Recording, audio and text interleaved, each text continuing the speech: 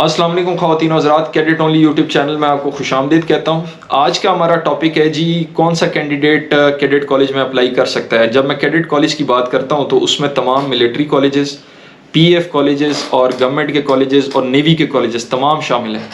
तो मैं आपको बताना चाहूँगा कि मेजॉरिटी पाकिस्तान में जितने कैडेट कॉलेजेस हैं उनकी इंडक्शन 8th क्लास में होती है।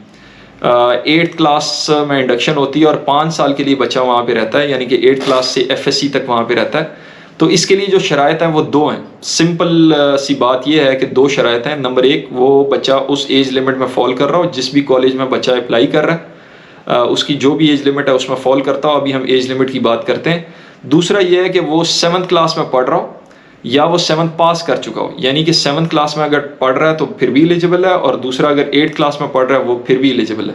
सबसे पहले हम बात करते हैं जी पीएफ कॉलेजेस की, जिसमें पीएफ कॉलेज सरगोदा है और पीएफ कॉलेज लोअर टोपा मरी है। तो उनकी जो एज लिमिट है जी वो है 11.5 से 13.5 साल। और ये जो एज कैलकुलेशन होती है ये एडमिशन ईयर पे होती है, 1 जनवरी एडमिशन ईयर, यानी कि इस साल 2023 में जो बच्चे अप्लाई करेंगे उनका एडमिशन ईयर ज़ाहिर है वो 2024 बनेगा। तो 1 जनवरी 2024 पे उनकी एज कैलकुलेट होगी।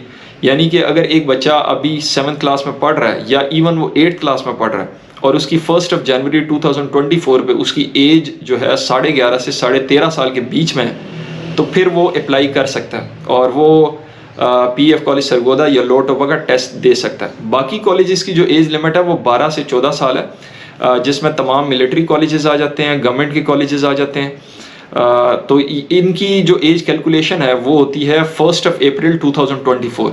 अगेन एडमिशन ईयर 1 अप्रैल 2024। आपको समझने की ज़रूरत ये होगी कि आपने जो एज कैलकुलेट करनी है, क्योंकि बाज़ का जो पेरेंट्स हैं वो कहते हैं कि जी हमारा बच्चा तो 14 साल का है, लेकिन 14 साल अगर 2023 में वो 14 साल का है तो फिर तो वो ओवर एज है।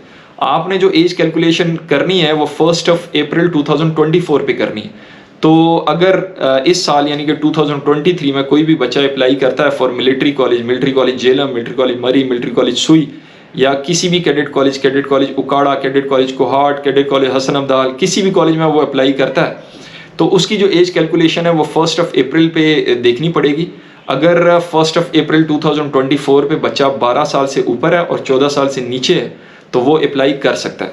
अब आते हैं जी इस बात की तरफ कि अगर फॉर एग्ज़ाम्पल कोई भी बच्चा 2 महीने या 1.5 महीने या कुछ दिन वो ओवर एज हो जाता है तो फिर उसका क्या बनेगा। तो ऐसे में मिलिट्री कॉलेजेस वालों ने तो क्लियरली एडवर्टाइज़ किया हुआ है, उन्होंने अपनी वेबसाइट के ऊपर भी लिखा हुआ है। तो 90 डेज़ के अंदर अंदर अगर कोई बच्चा है तो वो अप्लाई कर सकता है। फॉर एग्ज़ाम्पल अगर किसी बच्चे की एज है 14 साल 3 महीने, यानी 14 साल 2 महीने या 14 साल 2.5 महीने, तो वो अप्लाई कर सकता है। उसके लिए एज वेवर है 90 डेज़ का, लेकिन 90 डेज़ से ओवर नहीं होना चाहिए। और बाकी जो कॉलेजेस हैं, ये मैं बात कर रहा हूँ 90 डेज़ का जो एज वेवर है, ये military college Jhelum, military college मरी और मिलिट्री कॉलेज सुई, ये वो एज वेवर बाकायदा वो एडवर्टाइज़ करते हैं। उन्होंने अपने जो इश्तिहार होता है, अखबारी इश्तिहार, और वेबसाइट के ऊपर भी बाकायदा लिखा होता है। लेकिन बाकी कॉलेजेस ने एडवर्टाइज़ नहीं किया होता, जैसे कि पीएफ सरगोदा है, पीएफ लोअर टोपा है। अगर वहाँ पे फॉर एग्ज़ाम्पल एक बच्चा 13 साल 13.5 साल से कोई 1.5 माह ऊपर हो गया, या 1 महीना ऊपर हो गया या 15 दिन ऊपर हो गया हुआ, एज रिलैक्सेशन वो दे देते हैं। क्योंकि हमारे पास 1-2 केसेस ऐसे आए थे जिसमें बच्चा जो है वो 45 डेज़ ओवर एज था।